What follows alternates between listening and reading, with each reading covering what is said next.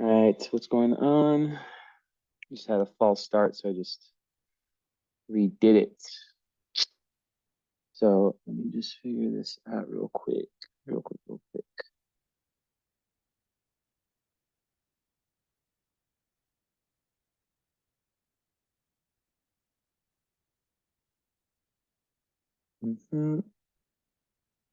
Okay, this one. So, Aries rising. Mafra, Australia. Mafra.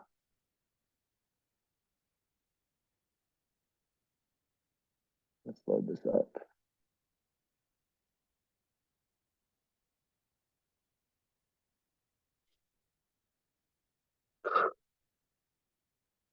I swear to God,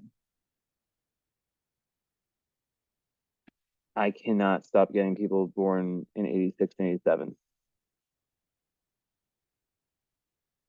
It is actually insane. That Black Lilith Chiron conjunction. It's like the third or fourth time in a row that I've had that.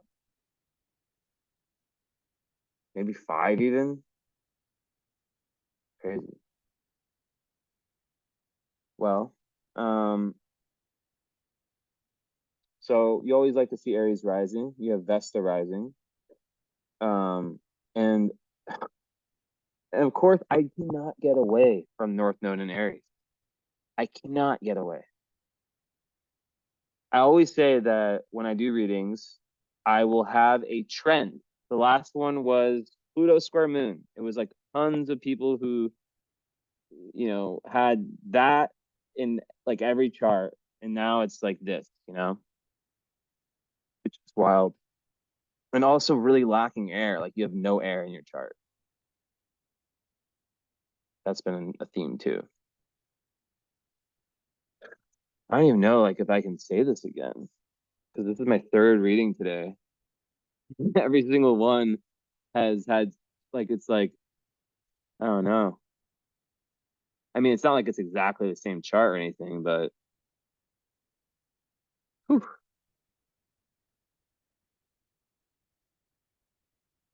Well, let me actually take a look at a different one. It went minutes that weighs 3. Yeah, I can't do that to myself. I have to switch it up. I'm gonna go with a different chart. I'll just do that one like tomorrow or something.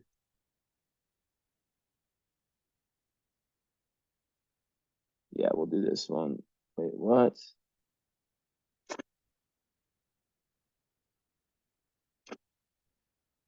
Chesapeake, Virginia? Why is it being weird with the time or with the area?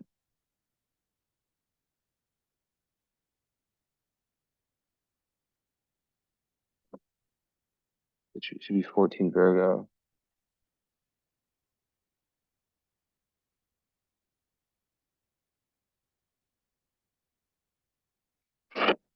Nope.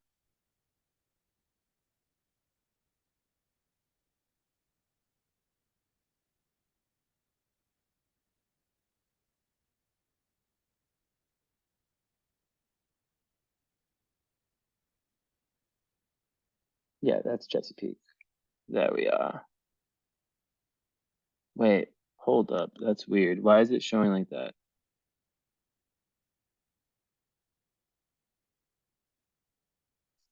I guess that's correct.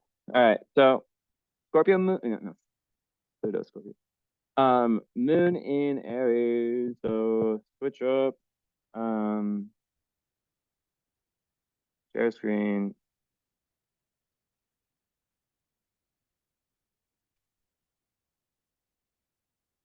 Stop video. Okay. Oh, allergetic. Allergy machine. All right. So, anyways, it's a very interesting chart. Um, there's a big evolutionary intent here. And once again, even though like I picked one from 92, like you got that North Node in the fifth house that I cannot stop seeing, but at least it's different signs. So Sun in Taurus, Moon in Aries. Interesting. That combo, because you've got this very like grounded earth energy with Taurus, and then this Moon in Aries, which is super, super fiery, assertive, in the moment. Very like, it's like a warrior energy, right? Now you can see here, so you've got your Moon conjunct Mercury. That's cool. I don't see that. You see Sun conjunct Mercury a lot, not Moon. And that's like incredible for intuition. And then, you know, your Moon and your Mercury, which roll together in Aries, are both square Uranus and Neptune. So what I can say is that when your Moon is square Neptune, it can be very easy for one to have taken in a lot, like if their mother birthed them during like a stressful time, and if they grew up with their mother and just like, you know, their early nurturing their family, you know, but it's really connected to the mother, the Moon, or the primary caregiver. If like there's a lot of times you see a lot of transference of the negative emotions here. um so it's very common for me with someone who has Moon square Neptune to tell them, like, you know, to ask them like, hey, like what are you, like, you know, is there anything that you are carrying that's not yours, like shame, guilt, anger? And sometimes I'll give them a writing assignment. I'll be like, I want you to write down the things that you got from your father, the main lessons from your father, the main lessons from your mother, and then I want you to write down, to really meditate on this and be curious if there's any negative emotions that you could have almost taken from your mother. And you can do the same thing for the father, but it's usually the mother. And people have been amazed at that when I've asked them that, because when they've really looked at it, they've thought about it, like, yeah, like um, this like deep sadness, right? So with Moon and Neptune, you're a very major empath. And sometimes it can be overbearing too much when it comes to how sensitive you are and how much of a sponge for energy and an empath you are, right? So you can just take in so much energy, so much of the suffering of the world, of other people. And that's why it's important for you to spend time alone and to journal and to, I feel like I've been telling everyone to journal, but like when I say things like that, it's like your own version, the whole, like something that's creative that gets you move, you know, that gets the energy out. Because as an eighth house Moon, you're here to transform, death, rebirth, transformation when it comes to your emotions. So you really are meant, like you'll be successful you're successful if you can, well, I mean, you're young still, but like, if you're, but like, people with eighth house moons can look back at their lives, and there's like different eras, right? That they're able to separate these eras, these chapters in their lives where they felt so different, right? Like so unbelievably different. Um, Almost like an actress or an actress was playing you in those different phases. And obviously, like that, everyone goes through big phases. So I'm not putting that as like a blanket statement like that, but the eighth house person is meant to really transform when they need to. They need to like learn about surrender. They need to learn about complete, like completely letting go, right? They need to learn about completely letting go and surrendering. Um, so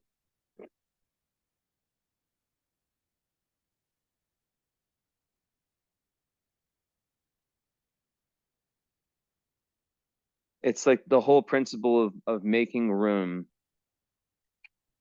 like making energetic room in your life. And as a North Node in the fifth house in Capricorn, mainly the fifth house part, you're here to. It's okay to be a little bit selfish. I've said this in so many readings in a row now with the fifth house North Node, but like, you're here to develop your creativity, your innate creativity. You're here to develop it, and authentic authentic self-expression, right? So it's not based on any conditioning, and it's like your inner child energy. And in past lives, you've been a little bit close to home, close to the group, close to the friend group, close to the family, where you've kind of allowed yourself to be defined by that energy, right? And it's not a bad thing.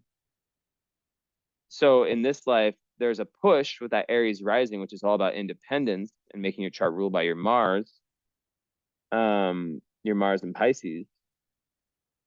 There's a push towards, well, with Mars and Pisces, you know, in the seventh house. Interesting, right? It's like really like finding relationships um that help push you towards spirituality. It could also be looked at as like, it could be spiritual work, working with clients like I'm doing right now. But overall, like getting back to what I was saying before, there's a big push towards being a more assertive version of yourself that's more independent, that's has like because 11th house Cancer, the energy is like very for the collective, for the group, and very for the family, right? Okay, I just need to check if this is done. Yep, nearly.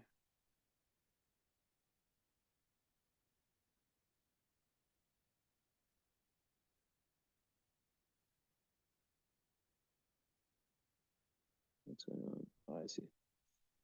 So, yeah, so those are just some things. But as a ninth house sun, you're here to learn. You're here to develop your faculties as they like in terms of truth, right? Everyone has their own truth, and then their truth goes on to be the building block for their dharma, right? Uh, if I didn't believe in everything that's kind of like the underpinnings to astrology, I wouldn't be doing astrology, right? If I didn't believe in reincarnation, I wouldn't be doing karmic astrology. So same principle. Um, so even as a Taurus, a ninth house sun Taurus can spend a lot of energy when it comes to traveling and to learning. So yeah. And then the eighth house moon, even though it's in Aries, gives a very Scorpio touch to things.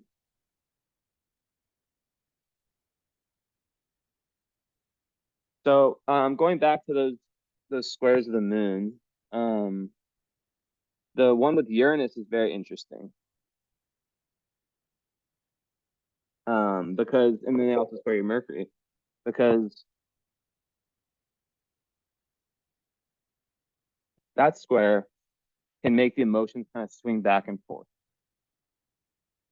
And people with that, sometimes their parents got divorced. I'm not gonna say all the time, but sometimes, they I don't know, like they don't always feel like they don't always feel this like consistent kind of feeling of home within themselves. Like it can feel a little bit scattered, a little bit ungrounded. So a big life mission, a big thing for them is to learn how to find that home within themselves because there can be like this kind of inkling for change all the time.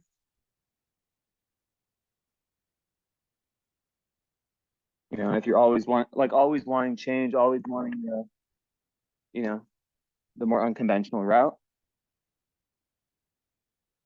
One second, sorry.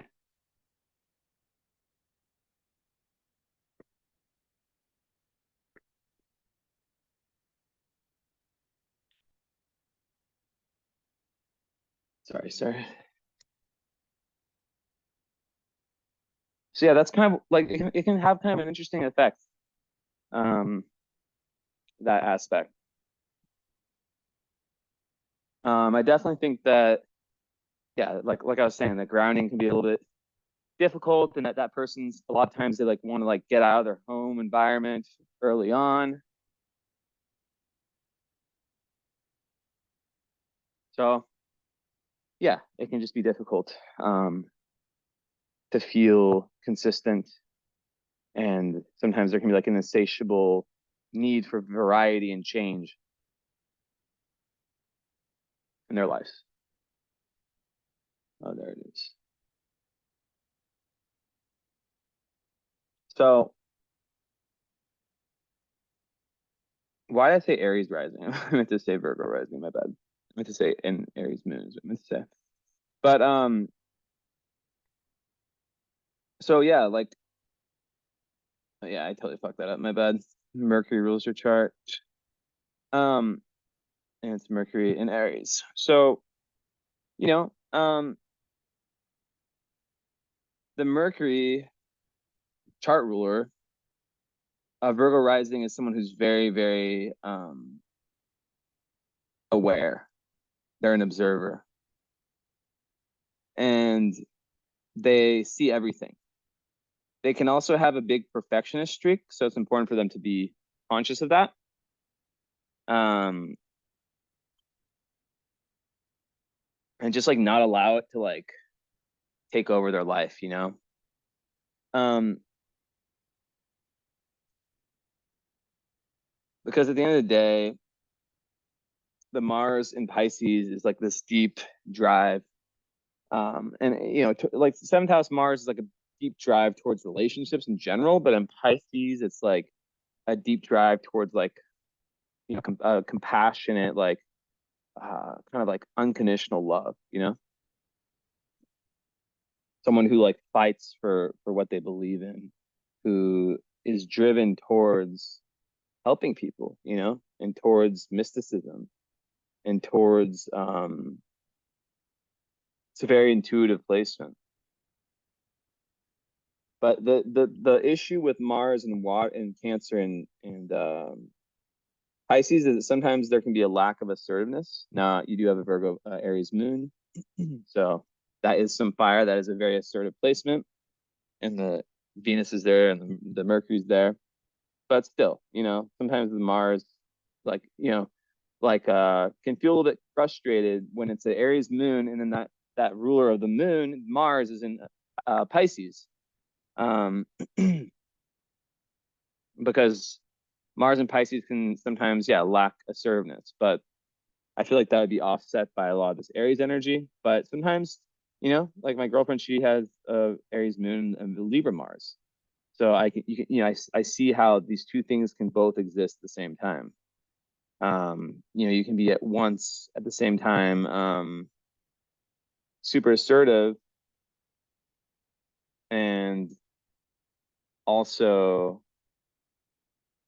lack, like have some issues with boundaries, decision making, sometimes being a little bit potential for being like a little bit over idealistic when it comes to your relationships, right?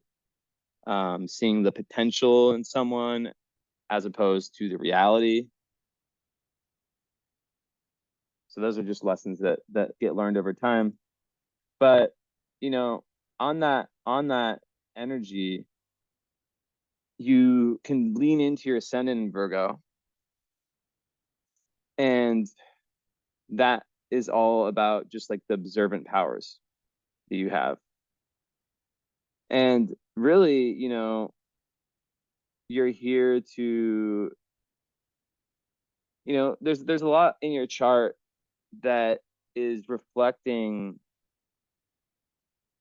this energy of being okay with change and being okay with just purely letting go.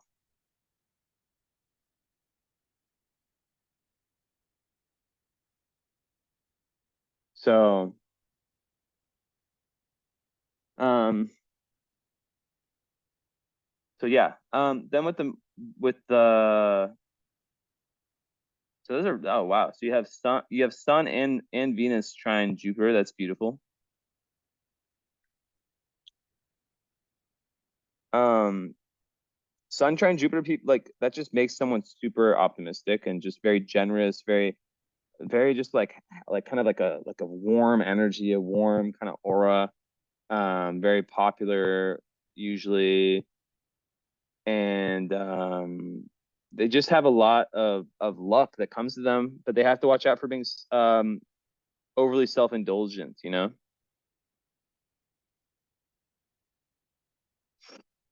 and it'd be a grand trine even. I guess ascendant could kind of work, but it'd be like the Uranus. It'd be like it's not like a planet though, so I don't really think those work for aspect patterns, but I still like to talk about them sometimes, just because they are aspects. They just don't like, yeah. But yeah, I just think that the this very original, because you have Neptune and Uranus trying your ascendant, so you have, and your sun. So like you have this very natural, hold up. Yeah, this very natural ability to be very different, like to not necessarily like just fit in, and express your individuality, but without offending people, right? So a lot of people like with Uranus energy that's squares, like, oppositions, like they might just like be ostracized, right? But when you have like the trine, it's like, I don't know, it's like the person that gets like embraced for just being themselves and being, even if themselves is a little bit different. So yeah, that's really nice. Um, yeah, it just makes you really stand out from the crowd, and the Neptune adds just like a very compassionate energy to you, and um, yeah, so it gives you a lot of compassion, and makes you really want to place your dreams and your ideals into your everyday life. And because they're both in the fifth house, that's like ultra creative energy, right? And it's with your North Node. So whenever I see a fifth house Capricorn, I always think that this person has the potential, especially with Uranus and Neptune there, and then Pallas there too, with the North Node, which is like your highest, the metaphoric mountain you're trying to climb this lifetime is the North Node, right? And then the South Node is like the been there, done that you use that skill to get the North Node. So for you, when I see that fifth house Capricorn, I'm always like, this person is meant to build, like, or not build. Yeah, that too. But they're meant to work and find things that like literally do what I do. Like whatever you're doing for fun becomes your job, your career. That should be the goal. And having your midheaven in Gemini, right? It can allow you to have the money maker and the passion. And over time, you put more money in, more time into your passion, and maybe it's not the money maker right away. Maybe you need a job, whatever. Maybe it's something you're studying in college or whatever. Um, then over time, Gemini midheaven is someone who's able to be very mutable and changeable in career. So that is neat. It's neat. Um,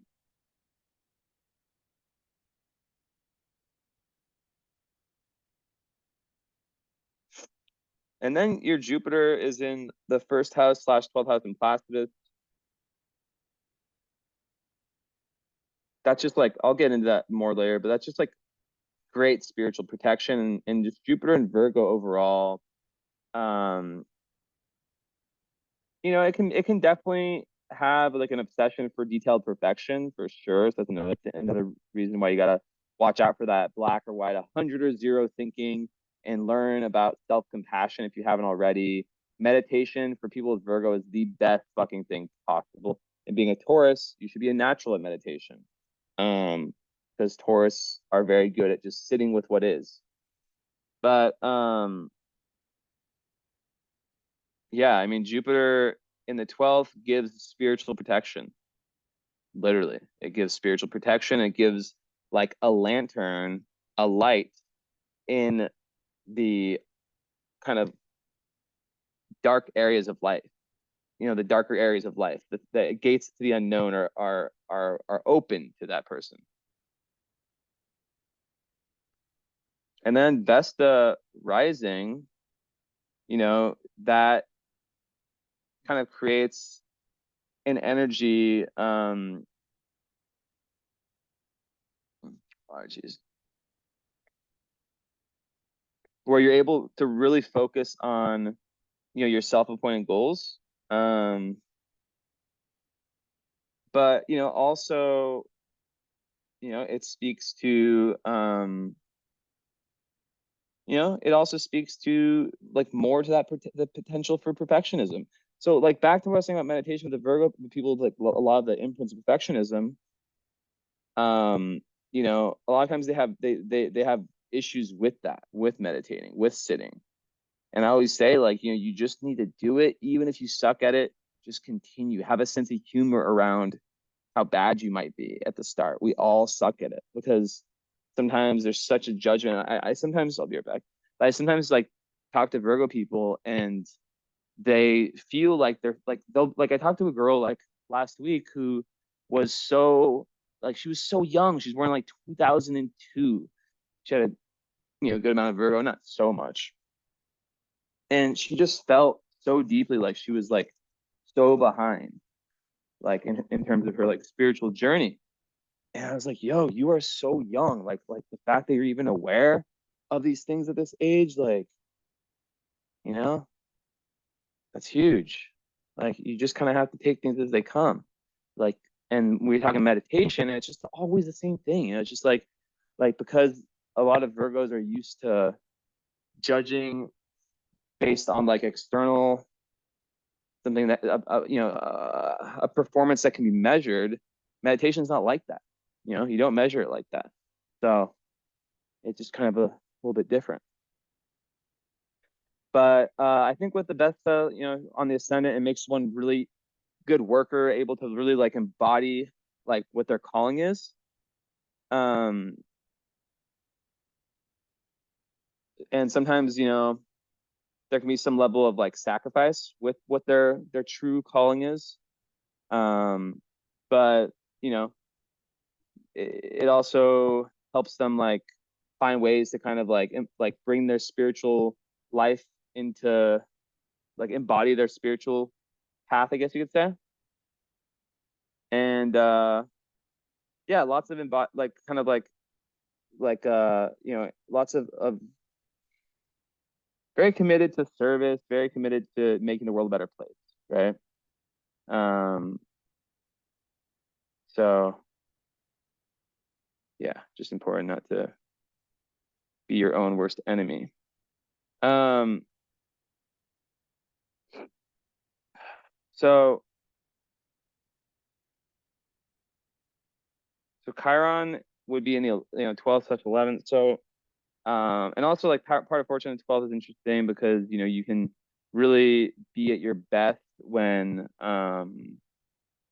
you're developing, like really aligning with your kind of with your true inner self, right? And have that spiritual relationship with yourself. And when you're really in tune with your spiritual purpose that you have, your individual spiritual purpose, right? And and Leo, like you like to, have success and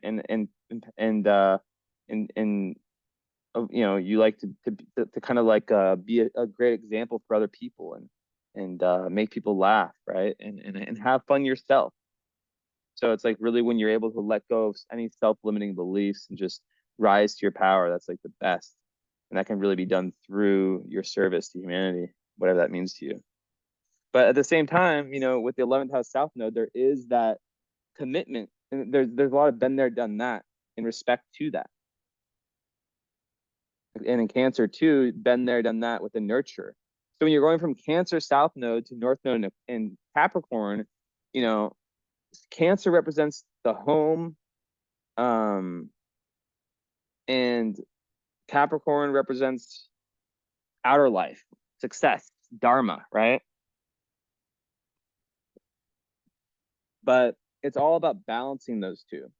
And also, it's about balancing. Cancer is the feminine, Capricorn is the masculine, right?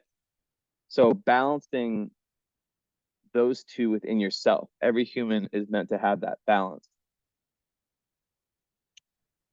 So I think that is perfectly shown by a Taurus Aries, because Aries is very masculine and um, Taurus is feminine, right? So it's just like one of those things where by like with your sun and your moon, you have to learn to feed both mouths, as I say, right?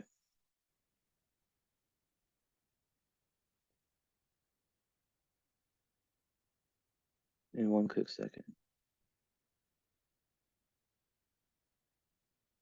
Yeah. So yeah, just learning to feed both mouths is very important. And hold on just a minute.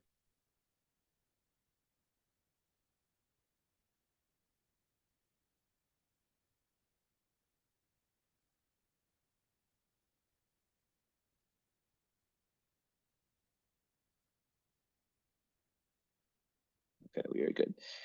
So yep. Where the chart goes? There it is. Okay. Yeah, like the highest energy of Aries moon is someone who doesn't, like, they're not putting up with shit. They're not taking shit. They're fucking, like they're just not down for that. Like they have their own back and they cannot be put down. Like they cannot be like when they're down, they get back up. They're tough. They're tough cookies. And of Taurus, it's like just a very balanced, mellow person that's very, mindful, and like they're just so like relaxed and happy. They just have this like just this happiness to them, right? So that's very important. And the fact that they're in the eighth and ninth house to me is super, super important because that's the inner development, the inner like death, rebirth, transformation of the emotions, as I spoke about earlier. And then through that, going out and really, really the ninth house is about, yeah, like the metaphoric and physical travels, right? So yeah, it's like and then and then like um it all accumulates with your North Node in Capricorn because it goes 8, 9, 10, right? Scorpio 8, Sagittarius 9, 10 Capricorn. So you have um your moon in the eighth house, your sun in the ninth house, and your North Node in Cap, right? So what do those all make? Well, um, it's that zodiacal story. It's the same for everyone, right? You come into relationships in the seventh house the first time. The eighth house, right, where your moon is where, you know, through the relationships, which, represents that real kind of like seeing yourself mirrored in someone else. That ends up being, and you do have your seventh house Mars, right? So it's like their seventh house Mars people will have a big push towards relationships, as I said earlier. And then when that's mirrored within yourself, or things happen, whatever, sometimes there can be some pain, and then you have time to really dig into your shadow because there's things that you weren't aware of that now are coming up. So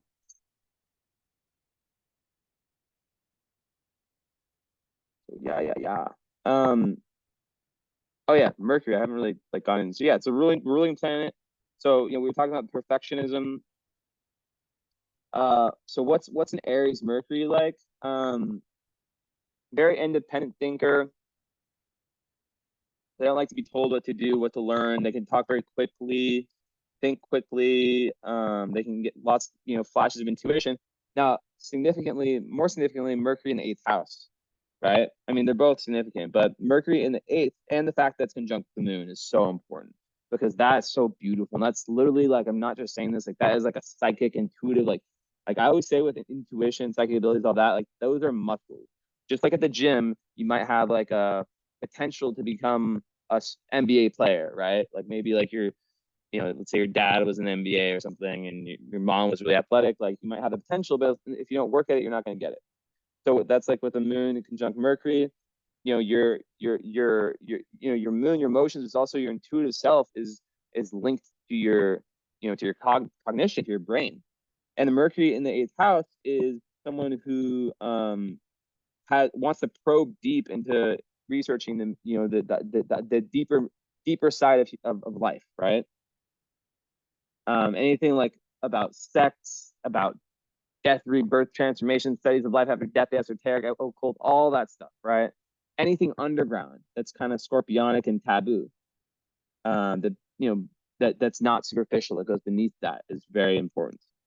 So then we look at that conjunction with the moon, and that creates someone who is just, like I said, very imaginative, very intuitive, um and your thoughts and your speech are strongly linked with your emotions, so you can speak your emotions well, speak with feelings in your words, and also you can sense other people's thoughts very well. So I like that one a lot. But then the Mercury has, so Mercury, and then you have Moon and Mercury trine Saturn. So the Moon, or sextile, excuse me. Um, I like that because I think that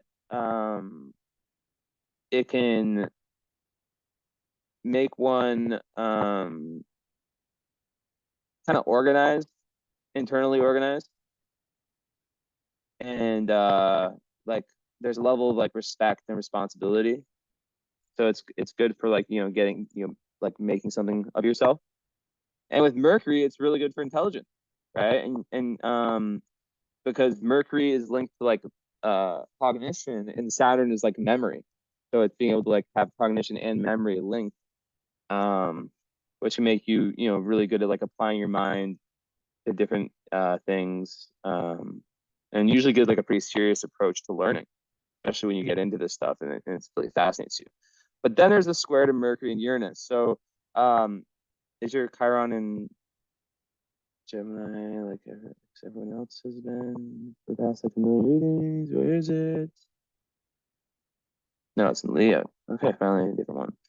Well, that's interesting. So Chiron and Leo could represent pain, where you have to relearn, and that's showing with your North Node in the fifth house. So that's connected to your Chiron because you're here to relearn how to be an inner child. So a lot of people that have Chiron and Leo, I feel like they weren't allowed to be kids. You know, they weren't allowed to just be goofy kids when they're growing up. Maybe they had to grow up too fast for some reason, right? And with the moon square Uranus, sometimes you see that with um, divorced kids who had to like change houses a lot growing up, right? So Mercury square Uranus, it can be almost like so much information coming in, so much, right? That's hard to like slow it down, and that's a big goal. And as I was saying, you know, learning should be fun, right? And Esme, you've come to me at every reading today. So look at the chart, Esme. Tell me what to look at. No, no, you didn't do it right. I was like, okay, Esme, do your thing. Look at the planet on the chart that's important. Esme, look at the planet. South Node. I can tell if you're looking at the midheaven or South Node. Thanks, Esme. Thanks, Esme. Oh, okay. Well, she said South Node. So I think, yeah, she just kind of like wanted me to talk more about that. And just like how the South Node in Cancer can just, yeah, it can be like such a major need to delve into your creative side, because there could have been so many lifetimes where, you know, you just took the role of nurturer, of mother, you know, of whatever. And it, like, you know, think about like the mother who's like actually an amazing artist, but she has to use all of her time being mother. So that's why in this lifetime, it's not that you're not meant to have kids. You could, you know, fifth house is about kids, but you know, you still have to like dive into your own authentic self, authentic creativity. Anyways, continuing. So yeah, the Mercury square Uranus, yeah, it's just like you need to ground the self. Sometimes like people can be kind of like there's just so many original and creative thoughts that it's just difficult to get them all down. And and also like, you know, it can make someone like talk very quickly and have issues with like I don't want to call it like ADHD, but like, you know, just like there can just be so much information that they need to figure out how to slow it down so they can, because it's like having a Ferrari or like, you know, a carriage with 9 horses, and you have to figure out how to like get them to chill. With Neptune, it's a little bit different. Um, there can be issues, you know, using the powers of discrimination. That's why it's important for you to, and like you can like really take in other energy that's not yours around you. So alone time is important for you, especially as an eighth house moon. Um, it can be like, you know, your own thoughts and your own opinions can be vague also with that one, which can lead to confusion. So it's really important to like have that spiritual relationship with yourself. Because what I mean by that is when you have a spiritual relationship, spiritual values come from that. When you have spiritual values, you can then attach everything. Like I do this because this is what I believe in, right? So that's of the utmost importance. Um, so Black Moon, I'm not gonna go there yet. Um, but yeah, there's like on that note, like I said, the Mars and Pisces gives you that strong drive for that spiritual path. And it's highly intuitive. But yeah, there is that tendency to be like kind of victim like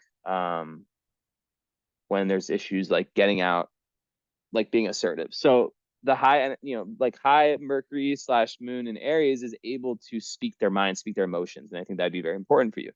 So your Venus is also there, right? So, you know, Venus in eighth house, it's so having Jupiter and Venus in eighth. That's so Jupiter in 12th, Venus in eighth. That's amazing, right? Because like Venus in the eighth is also like another flashlight in like another the eighth and 12th house are the two, like the house of Pisces and Scorpio, the two like most spiritual houses. So like you'd be an amazing like therapist or any kind of healer, right? Because you're able to really like feel like it's like a light bulb in that dark area. But yeah, it can bring very like intense intimate relationships. But it's also good for like things like inheritance, other people's potentially like marrying rich, stuff like that, other people's resources.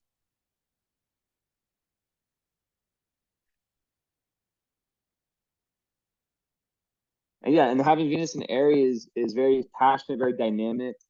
Um, they give their all to relationships. They'll throw themselves at the unknown, and that respect, and like be like they'll be very independent. Like they'll want a lot of independence when they're in relationships, but they might like be the person that chases the, like, male or female, that the person that chases the other person.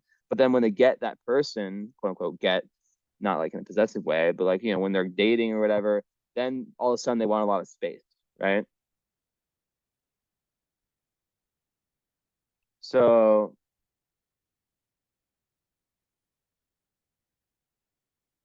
yeah.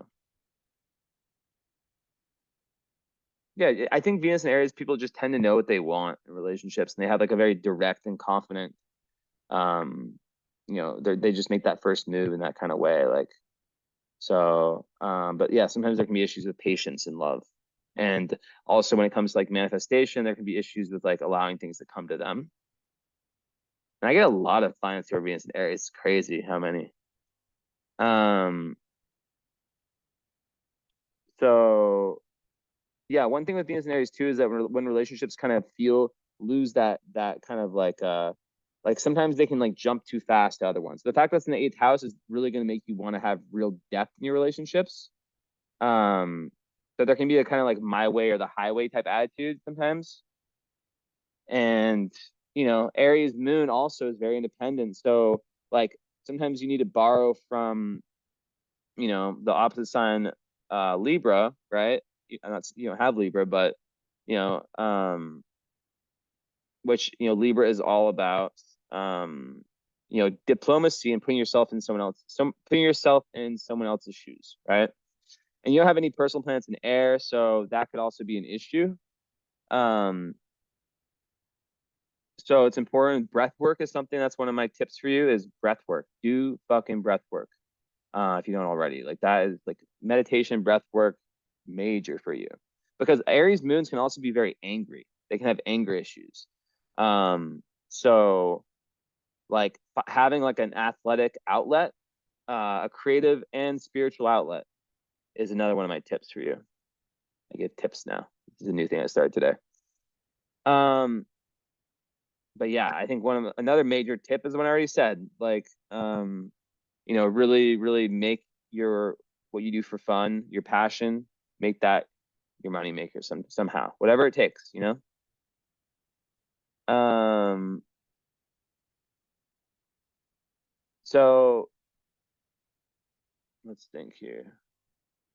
So Pallas is with the North Node, so I think like Pallas and Capricorn makes one able to really plan ahead, especially when it comes to like career and lots of wisdom, lots of kind of like, yeah, just like deep like wisdom and ability to really structure your thoughts and your ideas.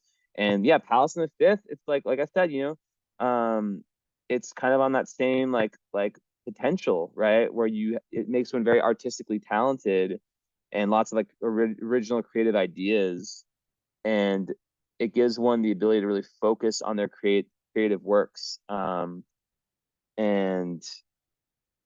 yeah. So, and also if you have kids, or if you have them now, or if you do get kids, they'll be very, very interesting. They'll be like very, you know, like the Neptune, Uranus, and Pallas, like the very smart, and very like deep spiritual relationship you'd have with them. So that's really cool. And they can be very original, unconventional kids, and also super empathetic kids and very smart. So third house, Pluto. So interesting. I love seeing that. So basically third house Pluto is there's a need in this lifetime. So you have the ninth house sun, right, in Taurus. So the third house Pluto, um, they need to basically, there's so much energy that goes towards there's so much energy that goes towards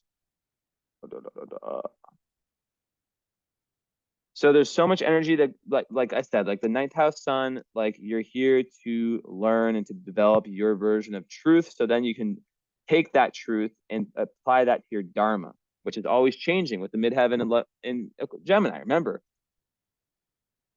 many people with that are meant to go through big career changes. So yeah, um it's just important, right? It's just important. Oh, one thing I didn't say about Venus. Okay, really quick, I'm gonna go back really quick to Venus. I left that one thing. So just really quickly, Venus trine Jupiter is fucking incredible. That these two are trining each other. Basically, first of all, it connects that eighth and 12th house, like the internal, really understanding like human psychology, and then like also like the zeitgeist, the collective unconscious. But really, like those two, it gives you lots of luck in money and luck in love, especially luck in love. So just want to put that in there. Okay, back to what I was saying.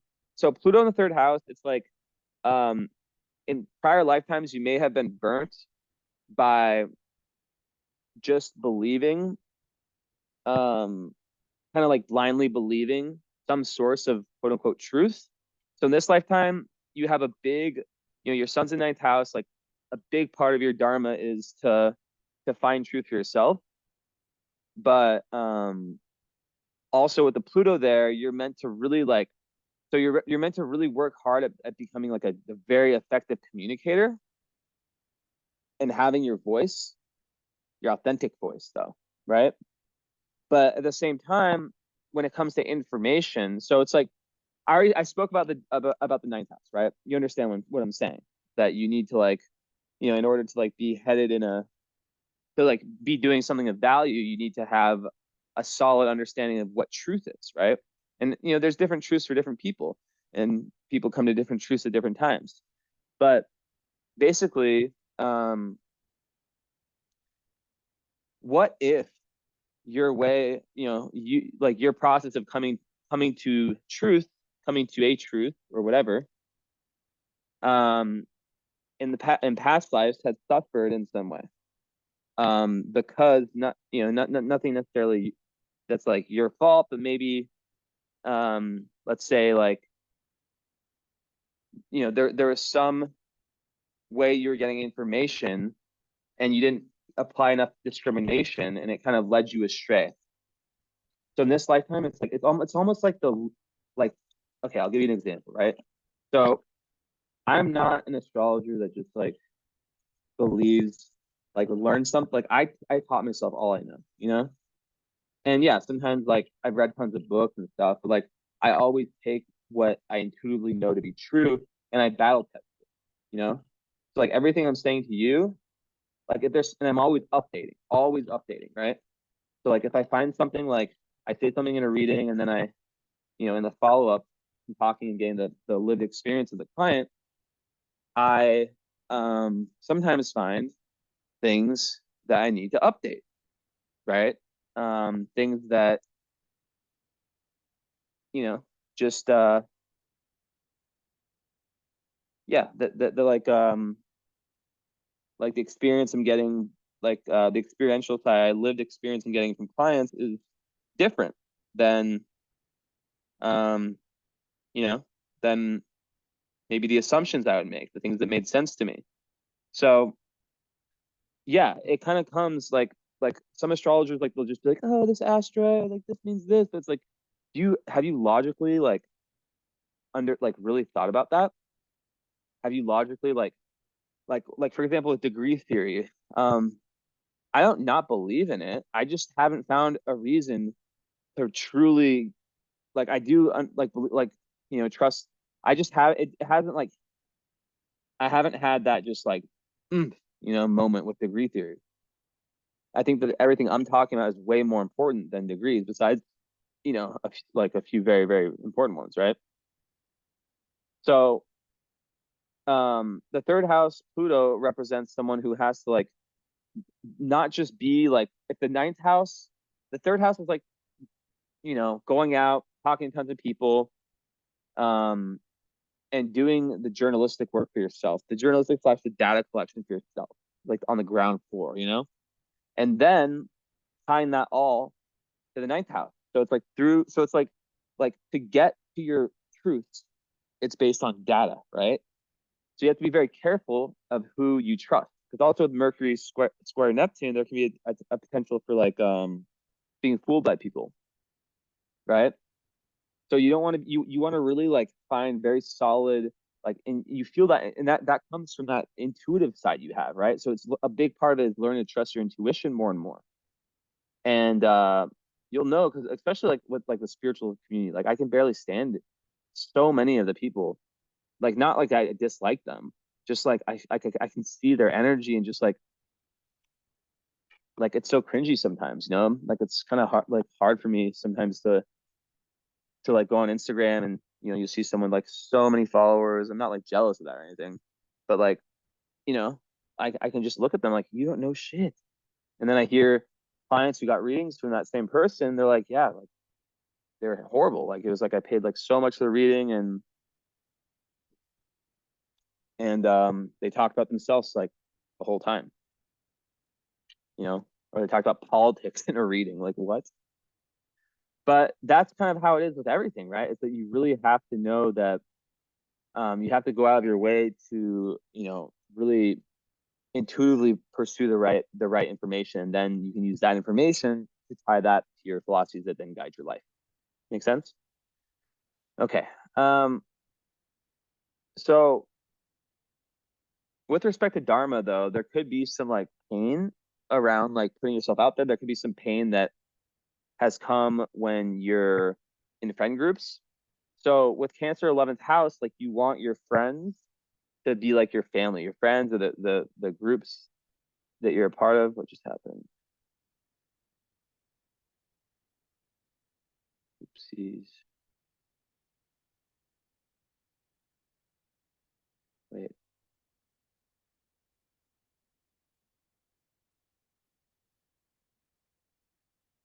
sorry.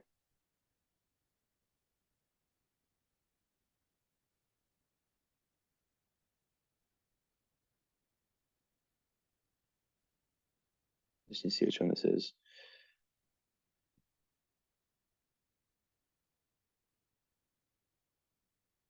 Oh, what the fuck? This is your reading. Wait, what? That was weird.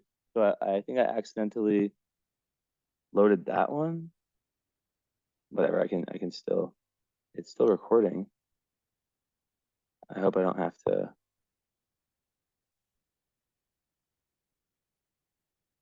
Hold on just a minute.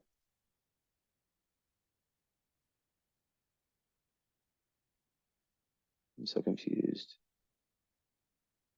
Sorry, sorry, sorry. This should be like 5 minutes.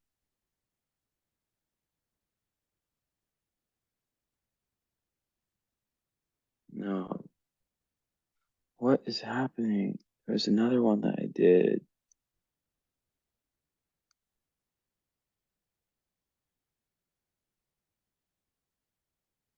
Okay, I'll just figure this stuff out later. Um,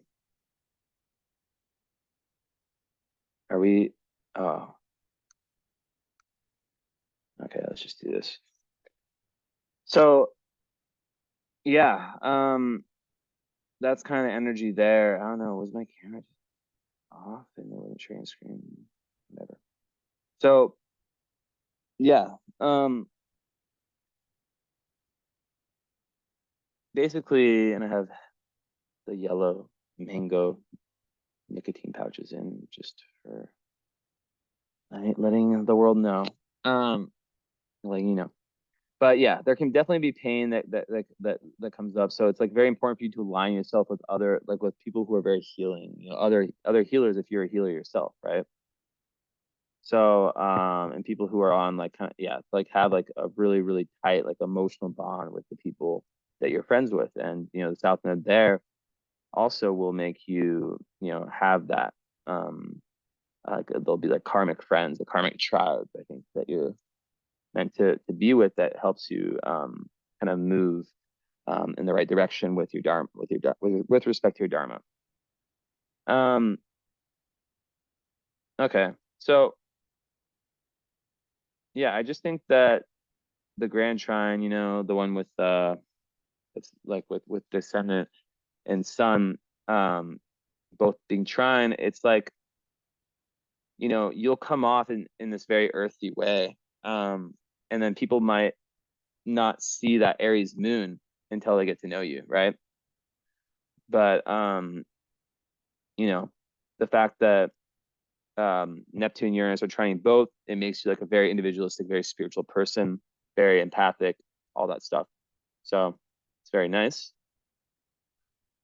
And let's see.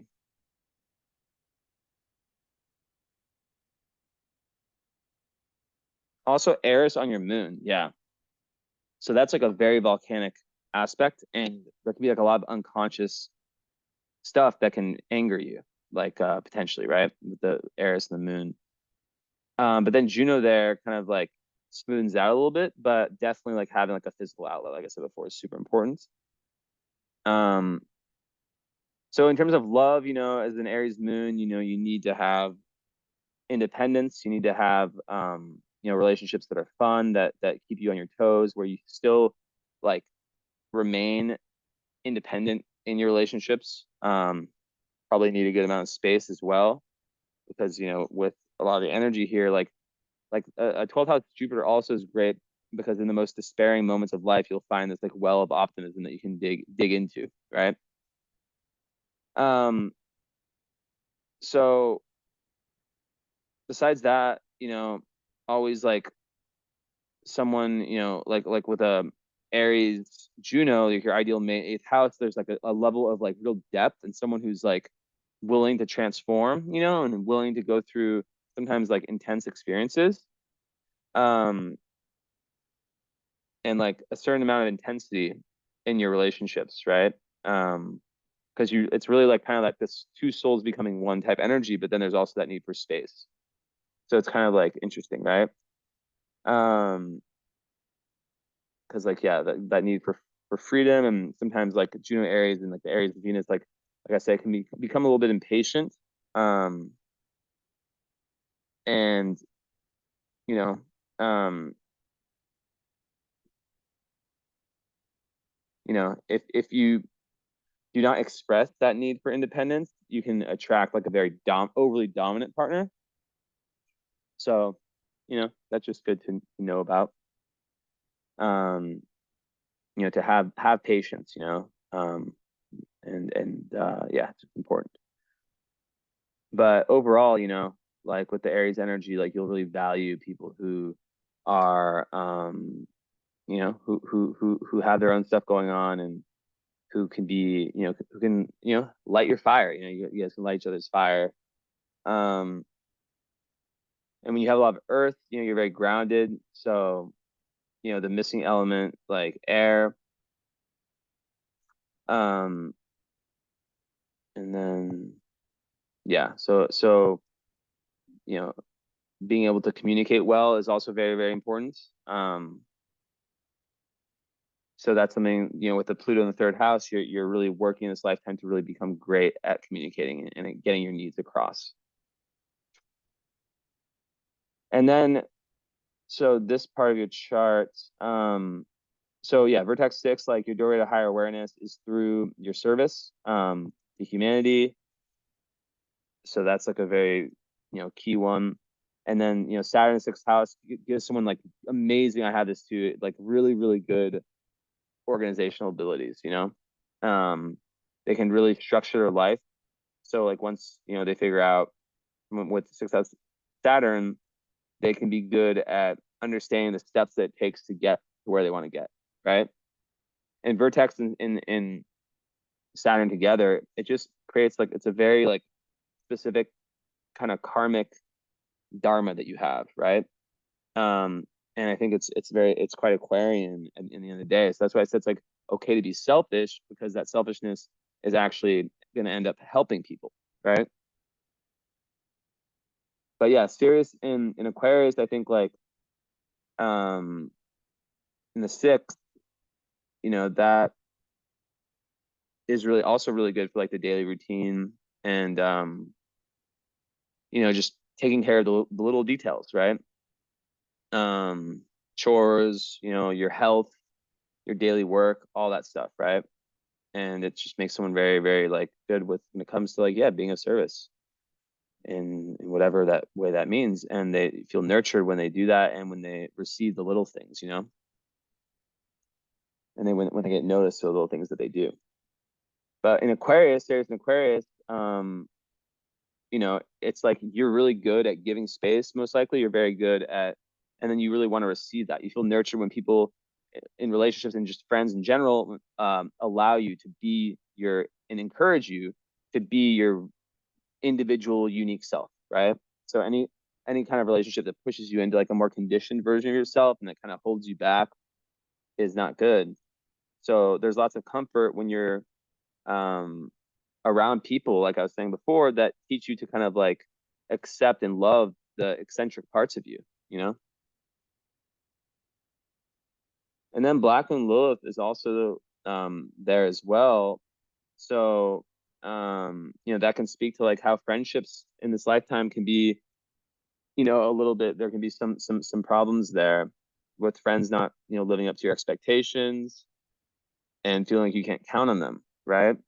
Um, so like you like to be a part of the group, right? Um, but it's once again all about being connected to like-minded people, right? Um, and sometimes what happens with this is that you feel like the Black women and Aquarius can feel like they're being not accepted by people, and then they can like kind of reject before they feel that they were going to get rejected. So it's just like about giving people time, and also being like open-minded with your ideas, and not like imposing those on other people. So sometimes people with this, like any sign of a disagreement can be, viewed as like a lack of support. And it's just about like, yeah, learning to accept the differences and learning to accept that everyone comes to their, to their truth at a different time. And like, yeah, you can be friends with people that just think like you and all that, but sooner or later, um, even people within those groups and friend groups, whatever groups of people, organizations, whatever it is, will have different values, different opinions than you. So, um, yeah, it's just about learning to agree to disagree when it's needed. And when sixth house, it can be like, just like learning to say no with work when like if like there's too much work being thrown on you. I already talked about the perfectionism thing. Um, just like learning that sometimes you have to like I've kind of like pointed this, like learning to say no when you have to. Um, just like putting too much on your plate, and feeling like there's other people who maybe at work or just in general like are putting too much on you because you're the responsible one, right? So yeah, just like learning to like have strong boundaries in that respect. Um, okay, let's pull this up. Let's do this actually real quick. Okay, nothing there.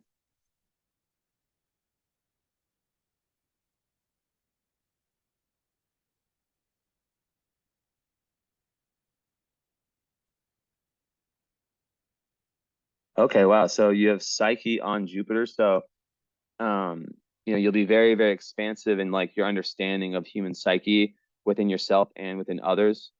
Um, Also, yeah, there's like a kind of youthfulness that you kind of keep throughout your life.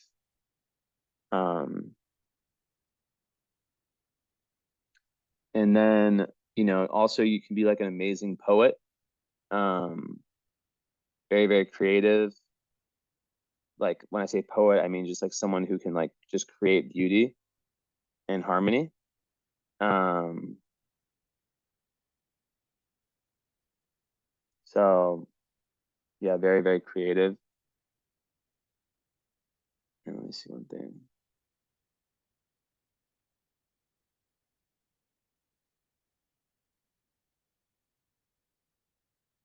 Yes, man.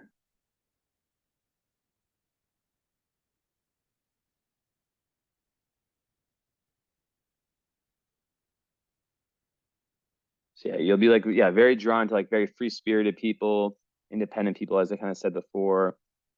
Um, Kind of direct people also, and that's how you'll be. Just kind of, yeah, kind of a playful approach when it comes to love, and yeah, just like an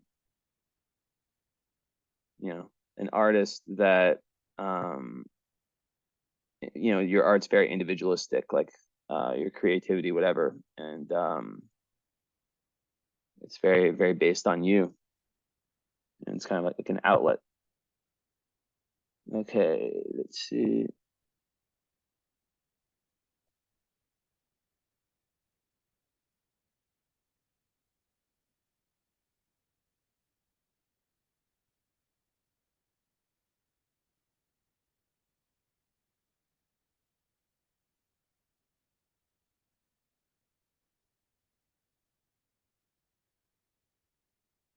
Okay, nothing there.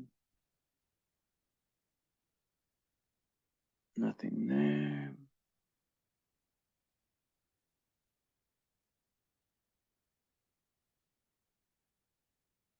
Oh wow. So you have a more conjunct Venus. That's so beautiful. Such a beautiful conjunction. Because a more, so in love, it's like gives you the ability to have like unconditional love, like as an energy. Like yes, for your lovers. Um, but just in general. Oh, she brought me her little mouse to throw. Go, Esme.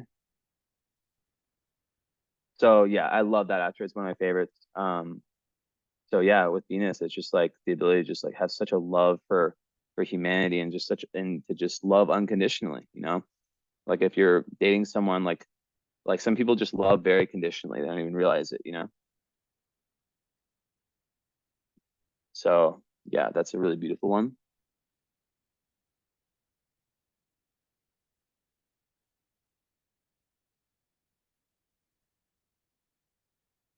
Astral child on the midheaven. So, I think that just like, let's say you're like doing something public, right? Like on social media or something like that. You would have this energy that, you know, is very like kind of embodies like, kind of to like people that don't know you, for example, right? For the public per se. Because midheaven's kind of how you appear. Like a good example in modern times is like how you appear on social media and to the world at large, right? So some people like will appear to people that don't know them, they will appear more like their midheaven. While when people actually know them, it's more of the ascendant, right? So um yeah, they'll be kind of like an inner child, and it makes people very, very comfortable.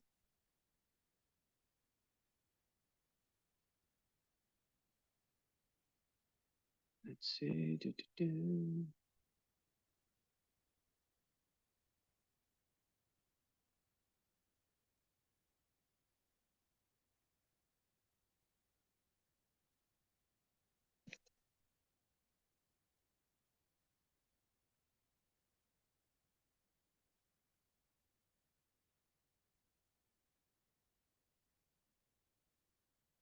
That one's not close enough.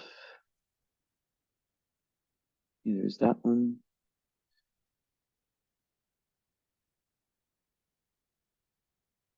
So yeah.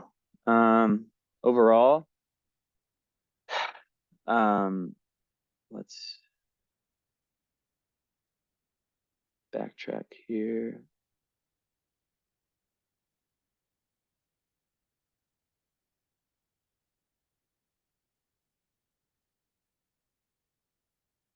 So I really think that, yeah, overall, getting past any perfectionism, any self-limiting beliefs. Of course, the stuff I said about the Neptune, the moon, super important to kind of like ground yourself and to, understand like what you might have taken on in terms of like the emotions from like the mother, most likely. It can happen like very, very young. So, there's a need to kind of go back in time with that. And, like I said, to have your creativity and what you really love to do. Like midheaven, Gemini can literally have two careers, and have lots of mutability in that. And yeah, constantly updating the whole thing about about finding your dharma and finding your truth, and how, you have to also do the groundwork with the Pluto there, and not just believe things, like really like go out and really figure out how it fits with your intuition. And knowing the difference between imagination and intuition too is very powerful with like some of these things I see in your chart. And yeah, like with love, also Mars in Pisces with love, it's very spiritual, very deep, but then there's also this real lightness that's needed, and this real independence for you to continue to be your own person. And then of course, like just being like understanding that your dharma, like what you're meant to do, is very, there's a lot of karma to it. There's a lot of it's not going to be like how everyone else is, um and to kind of just like always be looking for different teachers, different people that can show you things, like like it could be in this reading that I say something, someone who has no idea anything about you, right? I make sure that I don't remember any clients, like I don't look at any photos, nothing, because I want to do a completely objective reading. So it could be something that I said that reminds you of something someone else said, that kind of like plants a seed. Maybe it's like a few years that it opens up, But yeah, just understand that you'll have so much creativity. You can literally create through your intuition. Like when you're just in your creative vibe, things will just come to you. So the more outlets you can have. And then also with outlets, of course, I talked about physical outlets, and the need for you as an eighth house moon to surrender, and to allow room for the death, rebirth, transformation. And another thing with the ninth house sun is traveling, um, traveling and physically or metaphorically, and allowing yourself to kind of see different worldviews, and to kind of like, like, you can like listen to someone. Some people like are so like, they're so like there can be like someone like, let's say someone like who's making videos or something, some content, and they might say like, let's say they have like 100 or 200 points, right? This is such a modern day thing. So let's say it's someone who has like an online presence, they make videos, and they have like 200 different things they talk about. And let's say you agree with them on like 180. So some people, like, they'll be like one thing that they disagree with, and then they'll allow that one, they won't be able to compartmentalize. That's really, really important. And yeah, the things with friends is also the big theme. Finding the right ones, and being able to kind of like overcome any hurts and pains in that ability, because ultimately power on Leo, 11th house, like you're meant to be able to feel like you can be yourself and be your silly self and be a kid, and like the North Node of the fifth is also speaking to that need to inner child work, to be able to feel like a kid, right? And sometimes that takes going back into the past, into, like I was saying before with the mother stuff. So yeah, let me just check. Did you?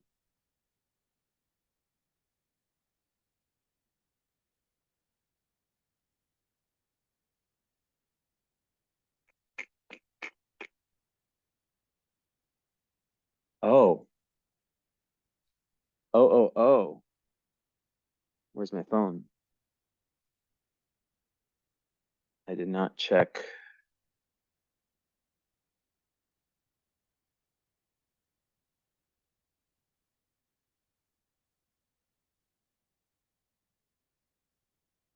One sec.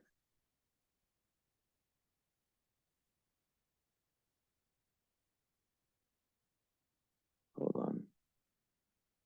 I need to go in your DMs.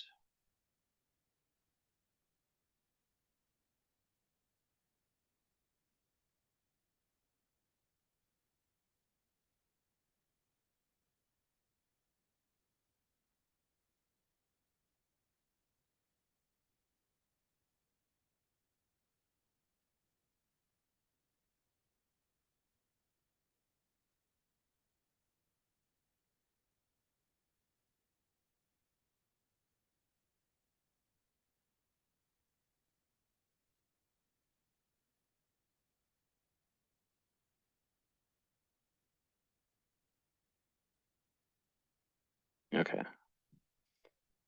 Where are you?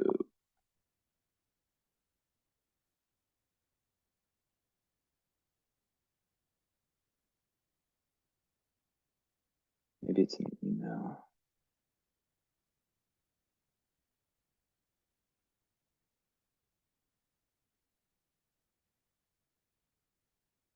Hard breakup and need no life's purpose. Okay, so yeah, hard breakup and going and no life's purpose. So, yeah, I mean, I think like with purpose, it's just about always being open, and like I think I've given you a lot of information about like the right types of relationships. But life's purpose, and we can talk about that. You had the follow-up, right? So also with the follow-up, most people what they do is they add the current astrology to that. Um, and that's a live session. It's not a long wait like this one was. And yeah, like basically, um, usually it's like 380, but I would do it for 250. And what we do is we set a date and time. We meet the first hours of follow-up, which you already have. And then after that, so that like we just go over just the like, all natal, like compare your lived experience with what I said today. And then the other one's called current astrology / spiritual alignment. So you can just let me know if you want to do that, add that, or if you want to just have the only the follow up. And you know, there we talk about I do every type of current astrology I know. Transits, solar return, progression, solar arc, house ingress, everything. A lot of astrologers will like have a different reading for each one. Like I will go through each one with you. So let me know if you want to add that. But yeah, we can definitely talk more about the breakup and kind of like what in your chart was kind of the issue, I guess, from an astrological standpoint and understanding like how that dynamic was. And then with the life purpose stuff, a lot of it is like I was saying, like based on understanding your own creativity, your own uniqueness, and just always trying things, always learning and always updating what you want to do based on what you're learning. So, yep. Um, Hope you enjoyed, and we shall talk soon. All right, ciao.